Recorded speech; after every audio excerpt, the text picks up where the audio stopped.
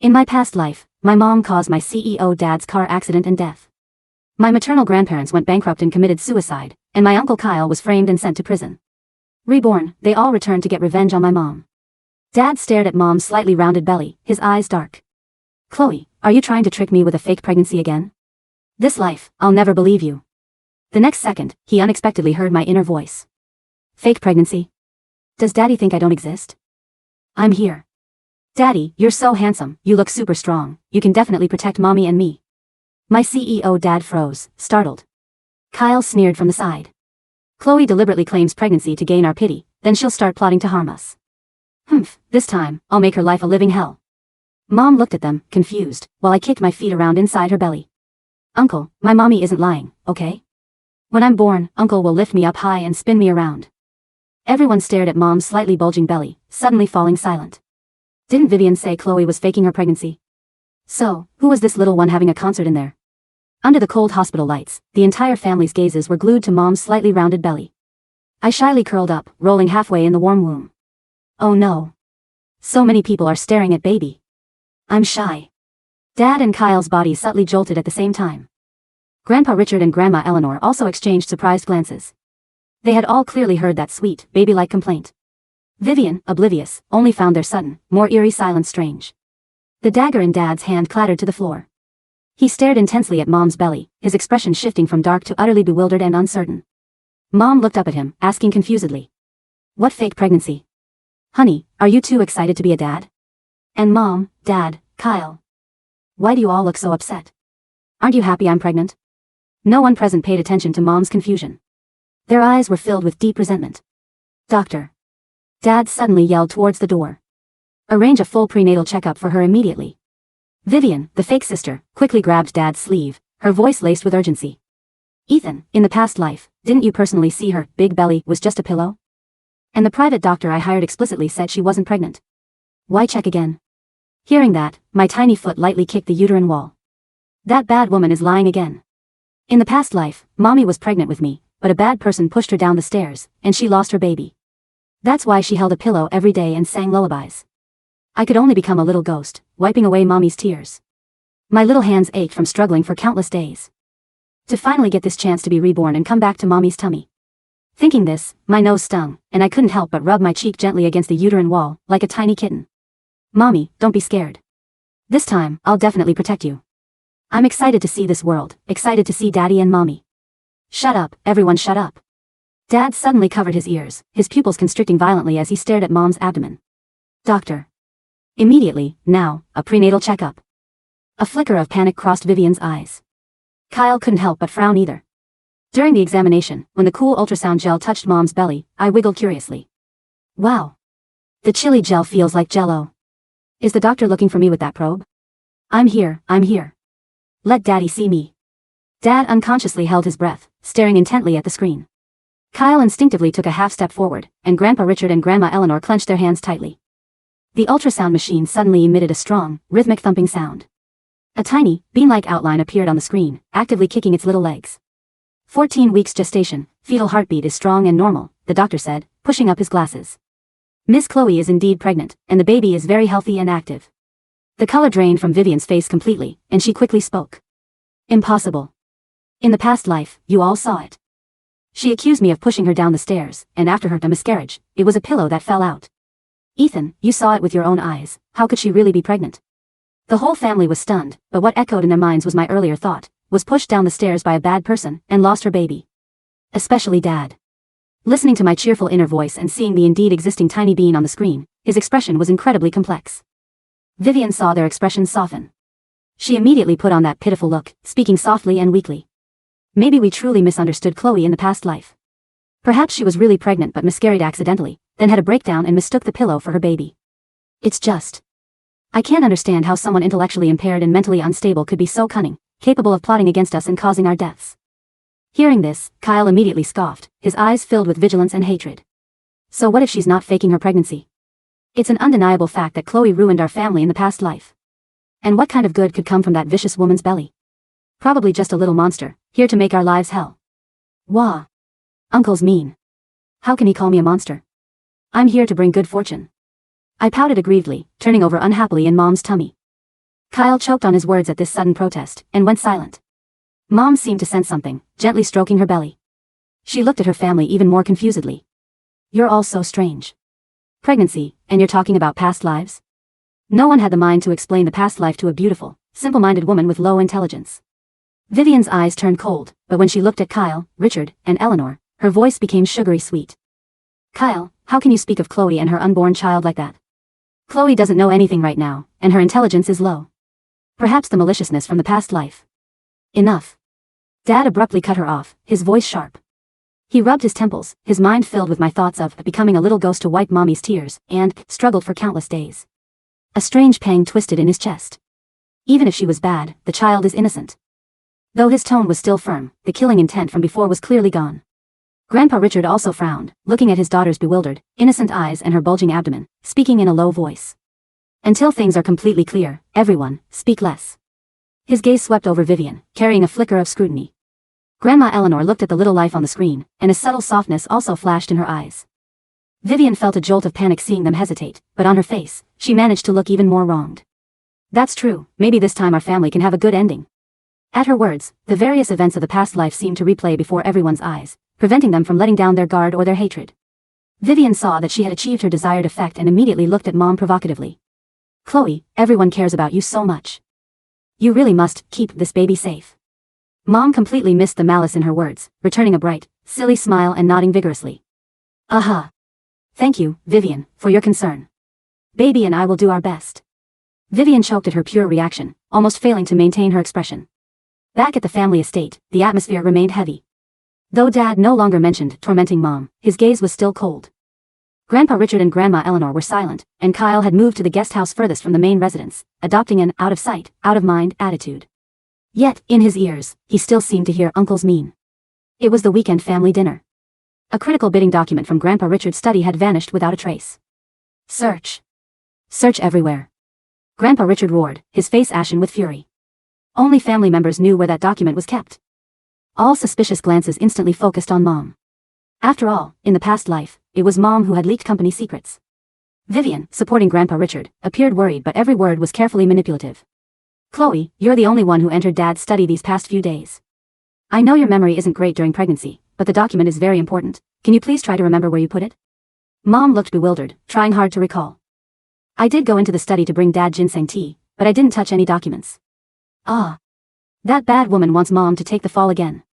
That bad woman clearly snuck into the study last night herself, took Grandpa's document, and hid it under the rug. I saw it all. You want to frame Mommy again, you bad person. I was so furious I kicked and thrashed inside Mom's belly. Dad, Kyle, Grandpa Richard, and Grandma Eleanor's faces all changed simultaneously. Their gazes shot towards the rug in the corner of the study. There, indeed, was a small, barely noticeable bulge. Vivian noticed his stare, her face changing abruptly. She instinctively moved her hand to block it. Dad's face was as dark as a storm cloud, his gaze icy as he stared at her. Get the document you hid under the rug, out. Vivian flinched back. Ethan, I didn't. Get it out. Dad's tone brooked no argument. Finally, the lost document was found under the rug. The setup was undeniable, the evidence ironclad. Vivian's tears instantly welled up. Her shoulders trembled slightly, she looked utterly wronged. It was me who hid it, I'm sorry. I was just so scared.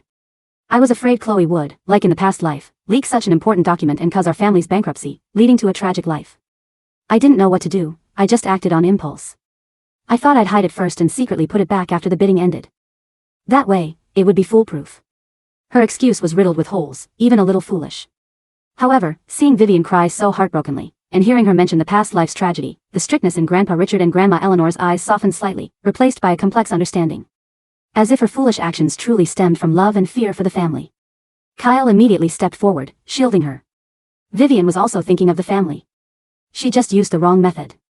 Compared to someone who deliberately plotted to ruin our family and lives in the past, this small oversight is nothing. I lay in Mom's tummy, idly splashing my little feet in the amniotic fluid. Uncle, that bad woman wasn't unintentional at all, she deliberately framed Mom. If Dad hadn't helped Mommy this time, Mommy would have been accused of leaking information again, just like in the past. Silly uncle, I won't let you lift me up high anymore. Kyle's body stiffened abruptly, and the arm protecting Vivian seemed to freeze slightly, his mood heavy. Dad frowned, staring at the crying Vivian, not speaking immediately, but the suspicion in his eyes deepened. Over the next few days, similar minor incidents happened one after another. Whenever something bad occurred in the family, all evidence would point to my beautiful, slightly naive mom. Each time, as the entire family turned their accustomed hateful glances towards my bewildered and helpless mom, my clear and urgent inner voice would chime in at just the right moment, like a little detective, pointing out the crucial evidence. Initially, they remained skeptical, but every time they investigated according to the hints, they accurately found evidence proving mom's innocence. Time after time. Dad's gaze towards mom was no longer the pure hatred it had been, but filled with incredible confusion. Grandpa Richard and Grandma Eleanor looked at mom's consistently clear, slightly silly, innocent eyes. Comparing them to Vivian's feeble excuses after being exposed again and again, they fell into a prolonged silence. Even Kyle, the most unwavering, in the face of repeated coincidences and evidence, gradually couldn't immediately jump to Vivian's defense. He just looked at mom with a more complex and scrutinizing gaze.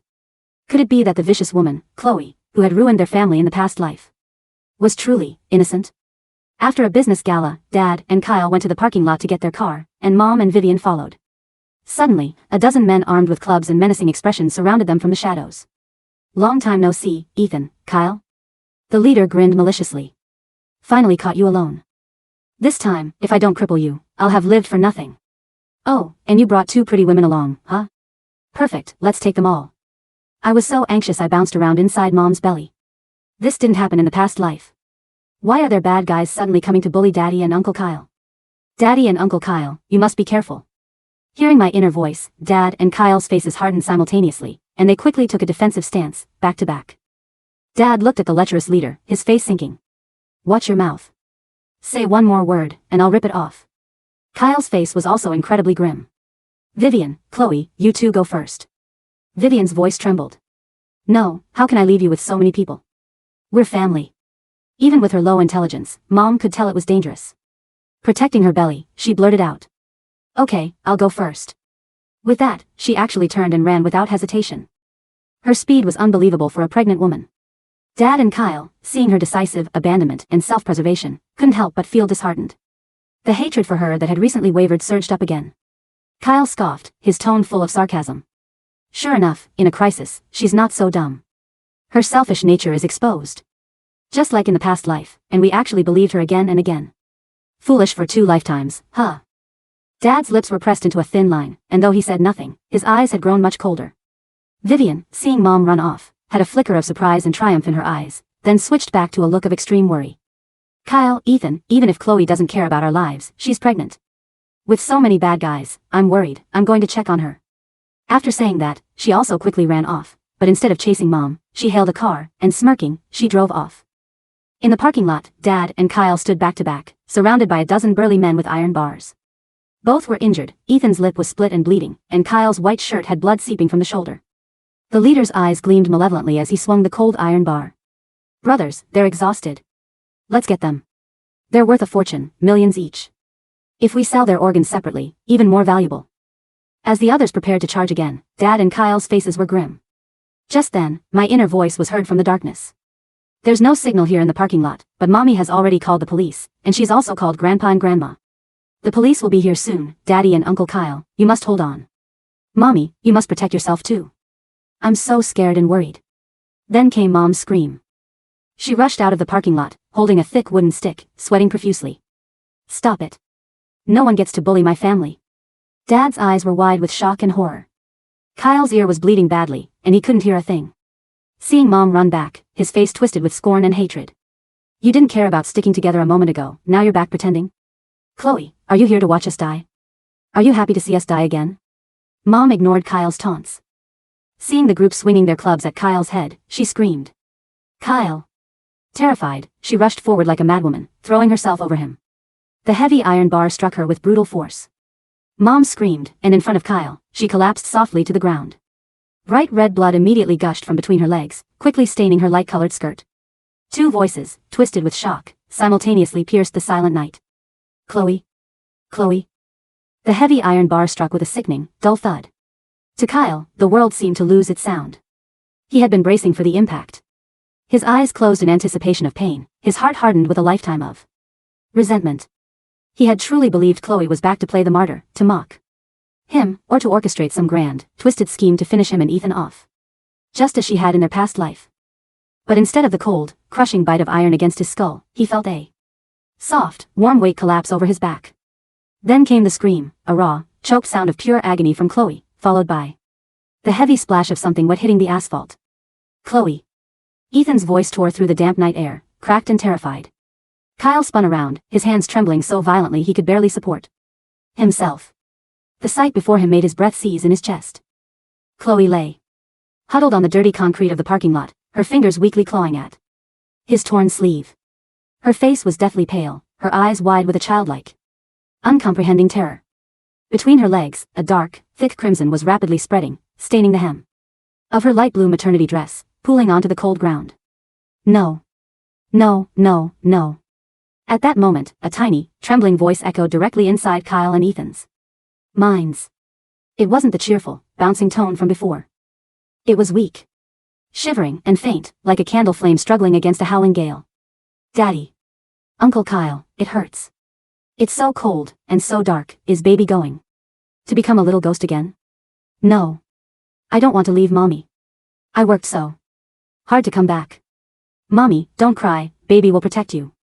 The voice trailed off, growing increasingly faint, until it was nothing but a fragile, rhythmic whisper of pain. You bastards. Ethan went completely feral. The polished, cold CEO vanished in an instant, replaced by a man possessed by primal, bloodthirsty rage. He grabbed the nearest thug, wresting the iron bar from his grip with terrifying strength, and swung it with devastating force. Kyle, too, felt something break inside him. The deep, festering hatred he had carried since his rebirth, the bitterness of his wrongful imprisonment, the ruin of his family, shattered under the weight of a sickening realization. She wasn't lying. She never was. With a roar, Kyle threw himself into the fray alongside Ethan. The thugs, who had only expected to shake down two wealthy businessmen, were completely unprepared for the sheer, murderous desperation of the two men. Within minutes, the remaining attackers were scattered on the floor, groaning in agony, or fleeing into the dark. Sirens wailed in the distance. The flashing red and blue lights began to cut through the shadows of the parking lot. Ethan dropped the iron bar, stumbling on weak legs toward Chloe. He fell to his knees, his hands hovering over her bloodied body, terrified that touching her would hurt her more. Chloe. Chloe, look at me. Stay awake. The doctors are coming, Ethan choked out, his chest heaving. His hands, usually so steady when signing multi-million-dollar deals, were covered in his wife's blood. Chloe's eyes drifted, struggling to focus on him. She gave a small, weak, and heartbreakingly silly smile. Ethan, you're not hurt, right? Kyle. Kyle is safe. Kyle stood frozen, his face completely pale, his ears ringing. He looked at the blood on his hands, her blood, which she had spilled to protect him. The sister he had loathed, the woman he had sworn to make suffer in this life, had just thrown her body and the life of her unborn child to shield him from a lethal blow. Why? Kyle whispered, his voice cracking. Why did you do that, you idiot? I hated you. I wished you were dead. Chloe blinked slowly, her voice barely a whisper. Because Kyle is my brother. Big brother always takes care of Chloe, now Chloe protects Big brother. Her eyes closed, her head lacing gently to the side as she lost consciousness. The ambulance arrived, its doors bursting open as paramedics rushed forward. But as they lifted Chloe onto the stretcher, the silence in Ethan and Kyle's minds was deafening. The baby's voice had completely stopped. The hospital corridor smelled of bleach and sterile despair. Ethan sat on the plastic chairs, his head buried in his hands. His expensive suit was ruined, stiff with dried blood. Beside him, Kyle stared blankly at the operating room doors, where the red, in progress, light glowed like an accusing eye. Richard and Eleanor arrived shortly after, their faces pale with shock and exhaustion. What happened? Richard demanded, his voice shaking. We got the call from the police, and then we heard about Chloe. Is the child? Ethan didn't look up. His voice was hollow. She took a blow for Kyle. The thugs, they had iron bars. Eleanor gasped, covering her mouth as tears welled in her eyes. She saved Kyle? She did, Kyle whispered, his voice dead. He slowly turned his head to look at his parents. And the baby was real. She wasn't faking it. Not in this life, and not in the last. Richard frowned, his brow furrowing. Kyle, what are you saying? We heard her, Ethan suddenly spoke, his voice rising from the depths of his chest, thick with unspeakable grief. He looked up, his eyes bloodshot, his face gaunt.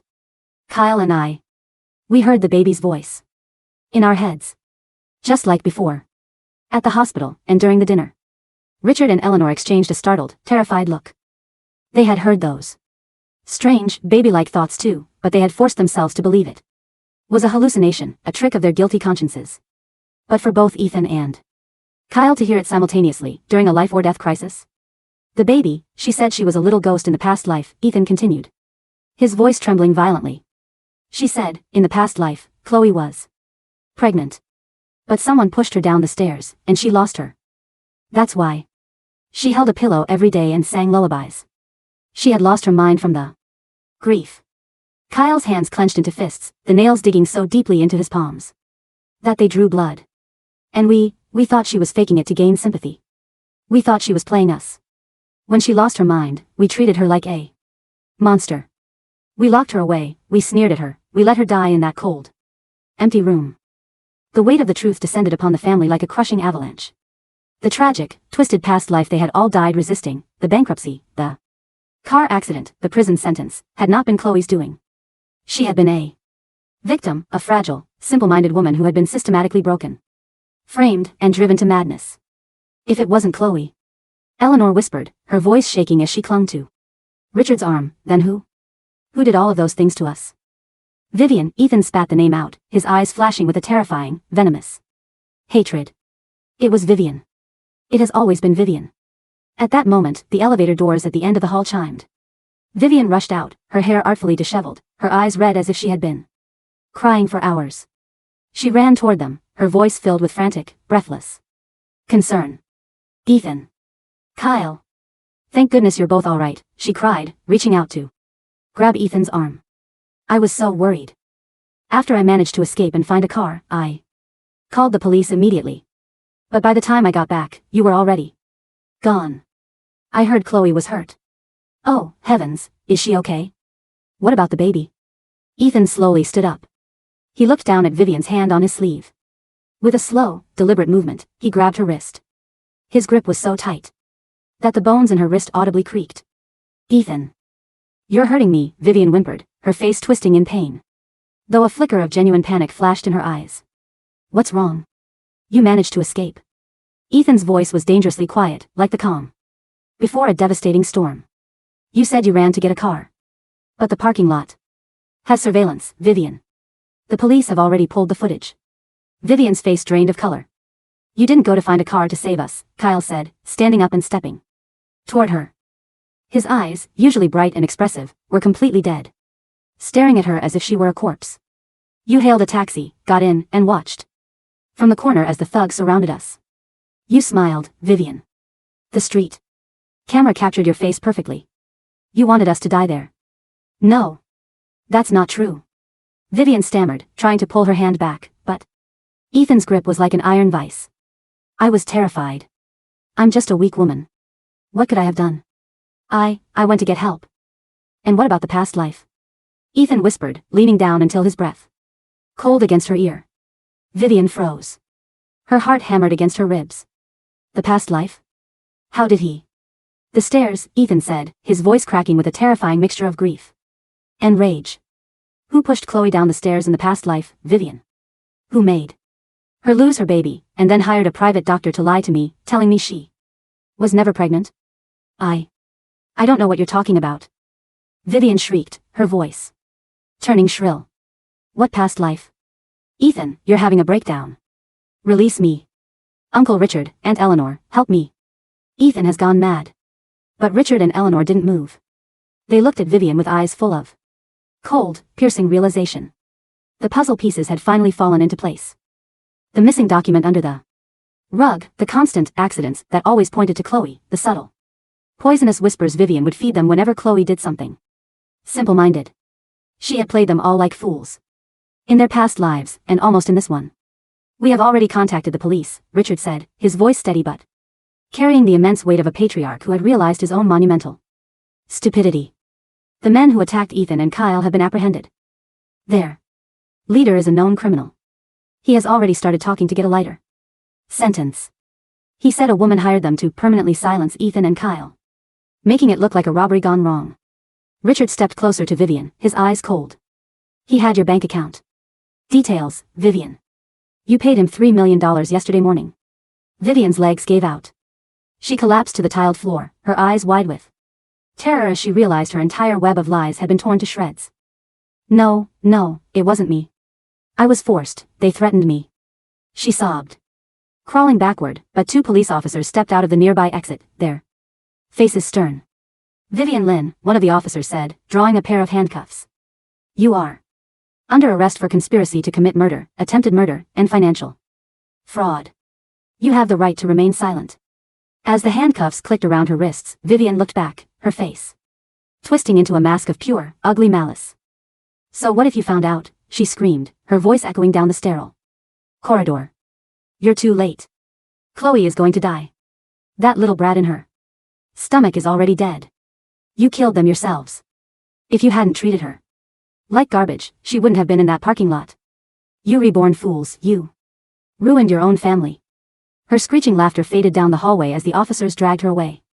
The corridor fell into a heavy, suffocating silence. Her words, though spoken in malice, cut the family to the core. She was right. Their own hatred, their blind desire for revenge based on a lie, had driven Chloe into danger. If the baby dies, if Chloe dies, we killed them. Just then, the red light above the operating room doors finally turned off. The door swung open, and a tired-looking doctor stepped out, pulling down his mask. Ethan rushed forward, nearly tripping over his own feet. Doctor. My wife, the baby, how are they? The doctor sighed, rubbing his temples. The blow to your wife's back was incredibly severe. It cracked 2 of her ribs and caused internal bleeding. We managed to stabilize her, but... He paused, looking at the anxious, pale faces of the family. But what? Kyle urged, his voice trembling. The pregnancy is in extreme jeopardy, the doctor said gravely. The physical trauma, combined with the severe emotional shock, has caused a partial placental abruption. We've administered medication to stop the bleeding, but the fetus's heartbeat is incredibly weak. Frankly, it's a miracle the baby hasn't been miscarried yet. The next 48 hours are critical. If the heartbeat stops, we will have to perform an emergency procedure to remove the fetus to save the mother's life. Ethan felt his knees buckle. Kyle caught him, his own face devoid of color. Can we see her? Eleanor asked, her voice cracking with tears. She has been moved to the intensive care unit. Only 1 or 2 of you can go in at a time. She is still unconscious, and she needs absolute quiet. Ethan didn't hesitate. He pushed past the doctor, his feet heavy as lead, and walked down the hall to the ICU. Inside the room, the only sound was the steady, rhythmic beep of the heart monitor and the soft hiss of the oxygen machine. Chloe lay on the bed, her face almost blending in with the white sheets. Her lips were dry and cracked, her forehead covered in a cold sweat. Her small, slightly rounded belly was exposed, covered in sensors and wires, monitoring the faint, irregular heartbeat of their child. Ethan sat down beside the bed. He slowly reached out, his hand trembling as he covered her cold, limp fingers. Chloe. He whispered, his voice breaking into a sob. He leaned his forehead against the edge of the mattress, his shoulders shaking violently. I'm sorry. I'm so sorry, my love. He remembered how he had treated her when he first woke up in this life. He had looked at her with such cold, murderous eyes. He had threatened her, accused her of faking her pregnancy, and let Vivian poison his mind. And yet, Chloe, with her simple, innocent mind, had only ever wanted to make him happy. She had cooked his favorite meals, smiled at him even when he ignored her, and tried so hard to be a good wife. Please don't leave me, Ethan wept, his tears soaking into the bedsheets. If you die, if our baby dies, how am I supposed to live? I'd rather have died in that car crash in the past life than live in a world without you. Suddenly, a faint, barely audible sound echoed in his mind. It was so weak, like a tiny, distant whisper through a heavy fog. Daddy, don't cry. Ethan froze. He lifted his head, staring wide-eyed at Chloe's belly. Daddy, it's so dark here. I'm trying to hold on, but my hands are so tired. I want to see the sunshine. I want to see Mommy's smile, and Daddy's handsome face. Daddy, please, hold Mommy's hand tight, don't let go. I won't. Ethan cried out, his voice hoarse. He pressed his hand gently against Chloe's belly, feeling the faint, weak warmth beneath his palm. I won't let go. I'm here, baby. Daddy is here. I'll protect you, I'll protect mommy. Just hold on. Please, just hold on a little longer. The door to the room quietly pushed open. Kyle walked in, his head bowed. He stood at the foot of the bed, looking at his sister's pale face, his heart aching with a profound, unbearable guilt. I heard her too, Kyle whispered, his eyes shining with unshed tears. She's still fighting. He walked over to the side of the bed opposite Ethan. He slowly reached out, his hand hovering over Chloe's forehead before gently brushing a strand of hair away from her face. Chloe, Kyle said, his voice choking up. You idiot. You stupid, brave sister. When you wake up, I'll lift you up high. I'll spin you around. I'll buy you all the sweets you want. Just wake up. And bring my niece back with you. For the next 48 hours, the family did not leave the hospital. Ethan stayed by Chloe's side, refusing to sleep or eat. Kyle sat outside the door, acting as a silent, fierce guardian. Richard and Eleanor handled the company affairs and the police investigation, ensuring that Vivian and her accomplices were locked away in the most secure holding cells, denied bail, and facing the absolute maximum penalties the law could provide. The hours ticked by, agonizingly slow. Every time the heart monitor beeped irregularly, Ethan's heart would stop. But every few hours, that tiny, faint inner voice would whisper in their minds. Weaker each time, but still stubbornly clinging to life. I'm still here. Mommy, I'm still here. On the third morning, the harsh autumn sun began to filter through the blinds of the ICU room, casting a warm, golden glow over the white bed. Ethan was asleep, his head resting near Chloe's hip, his hands still tightly clasping hers. A soft, fluttery movement beneath his palm woke him instantly. He sat up, his heart pounding. Chloe's eyelids were fluttering. She gave a small, quiet groan, her brow furrowing as she slowly opened her eyes. The confusion in her gaze slowly cleared as she looked around the room, finally settling on Ethan. Ethan. She whispered, her voice incredibly dry. Chloe. Ethan cried, his voice filled with an overwhelming, breathless joy. He pressed the call button for the nurse, his hands shaking. You're awake. Don't move, my love. Just rest. How do you feel? Does it hurt? Chloe didn't answer. Her first instinct was to reach down, her hand trembling as she touched her own belly. Her face filled with sudden panic. My tummy. She whispered, her eyes filling with tears. The bad man. He hit me. Is baby gone? Before Ethan could answer, a loud, cheerful, and incredibly vibrant sound burst inside their minds. It was no longer weak, no longer shivering. It was like a tiny bell ringing in the morning breeze. I'm here. I'm here. Mommy, I didn't go away. I held on super tight. Daddy held Mommy's hand, and it gave me so much strength. I'm a strong baby. Ethan's eyes widened, and he let out a choked laugh, tears streaming down his face. Chloe, too, seemed to hear something, or perhaps she simply felt the sudden, energetic kick against her uterine wall. A brilliant, tearful smile broke through her pale, exhausted face. She's here, Chloe sobbed, hugging her belly. My baby is still here. The doctor and nurses rushed into the room, followed closely by Kyle, Richard, and Eleanor, who had been waiting outside. What happened? Is she all right? Kyle asked frantically. She's awake. Ethan laughed, wiping his tears. And the baby is active. The doctor quickly set up the portable ultrasound machine. The room fell into a tense, hopeful silence as the cool probe touched Chloe's belly once more. On the screen, the tiny, bean-like outline appeared. But it was no longer still. Or weak. It was actively wiggling, its tiny legs kicking, and the rhythmic, strong thumping sound of the fetal heartbeat filled the room like a beautiful symphony. It's a miracle, the doctor said, his eyes wide with genuine amazement. The placental abruption has healed significantly. The fetal heartbeat is perfectly strong and stable. The baby is completely out of danger. Kyle let out a breath he felt he had been holding for 2 lifetimes. He leaned against the wall, covering his face as he laughed quietly, his shoulders shaking with relief. Richard and Eleanor held each other, weeping silently with joy.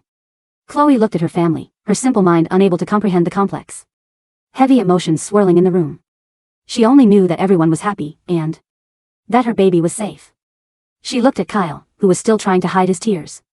Kyle, she called out softly, waving her hand. Come here. Kyle stiffened.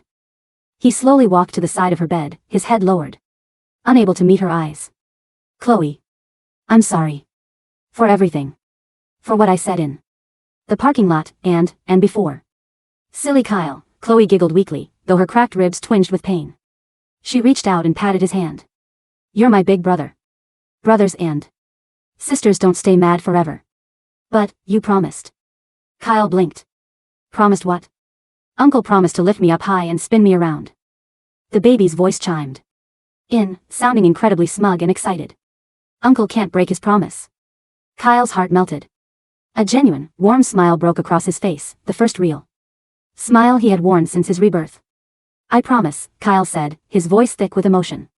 When you're born, I'll lift you so high you'll touch the sky. While the hospital room was filled with warmth and healing, the outside world was witnessing a brutal, systematic execution of justice. With Ethan and Richard guiding the process, there was no room for error. They did not rely solely on the police, they mobilized the entire legal and public relations apparatus of the family conglomerates. The media was flooded with evidence of Vivian's crimes. The public, who had once pitted Vivian as the hard-working, illegitimate daughter, who was overshadowed by her simple-minded sister, now saw her for what she truly was, a cold-blooded, calculating monster who had hired hitmen to murder her own adoptive family members for inheritance. In the interrogation room, Vivian sat wrapped in a coarse gray prison blanket, her face hollow and pale. The door opened, and Ethan walked in. He was no longer the disheveled, grieving husband from the hospital.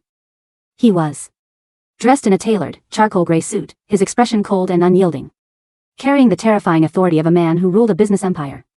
He sat down across from her, placing a thick file on the table. Ethan. Vivian whispered, a desperate spark of hope lighting up her eyes. She reached across the table, but the handcuffs clinked, reminding her of her reality. Ethan, you have to help me. I was set up. The thugs, they forced me to pay them. You know how much I love you. I did everything for you. If Chloe wasn't there, we would have been together. We have found the ledger, Ethan interrupted her, his voice devoid of any warmth. Vivian froze. The ledger from your private safe, Ethan continued, tapping the file. The one detailing your offshore accounts. You didn't just hire those thugs, Vivian. Over the past 5 years, you have been systematically embezzling funds from the family company, transferring them to shell corporations. You were planning to bankrupt the company, just like in the past life. Vivian's lips trembled. The past life. Yes, Ethan said, leaning forward. We know everything. We know you tampered with my car brakes in the past life, causing the crash that killed me. We know you framed Kyle for drug smuggling, sending him to prison. We know you pushed Chloe down the stairs, killed our baby, and drove her to madness. Vivian stared at him, her pupils dilating with a sudden, horrifying realization. You remember too, she whispered, her voice cracking. You, and Kyle, you both returned? We did, Ethan said, his voice low and steady. We returned to protect the woman we failed to protect. And to ensure that you rot in a cell for the rest of your miserable life. No. You can't do this. Vivian shrieked, slamming her handcuffed hands against the metal table. I am a member of this family. Uncle Richard won't let you destroy me. He loved me. My father is the one who signed the petition for the maximum sentence, Ethan said coldly, standing up. The prosecution is seeking life imprisonment without the possibility of parole. And I have personally ensured that the prison you are sent to is one where money cannot buy comfort. You will spend every single day of your life in a cold, damp cell, remembering how you had everything, and how your own greed stripped it away. He turned and walked toward the door. Ethan. Ethan, please. Don't leave me here. Vivian screamed, her voice cracking into a desperate, pathetic sob. I love you. I did it all because I wanted to be with you. Chloe is just a retard. She doesn't deserve you. Ethan stopped, his hand on the doorknob. He didn't turn around, but his voice carried a deep, quiet pride. She is twice the woman you will ever be. And her heart is pure. Something you will never understand. With that, he stepped out of the room, leaving Vivian to her screams and the cold, empty darkness of her future. 6 months later. The family estate was bathed in the warm, gentle breeze of late spring. The garden was in full bloom, filled with vibrant roses, lilies, and sweet jasmine. Chloe sat on a comfortable lounge chair on the patio, her belly now very large and round. She was wearing a loose, yellow sundress, her face glowing with the healthy radiance of a mother-to-be.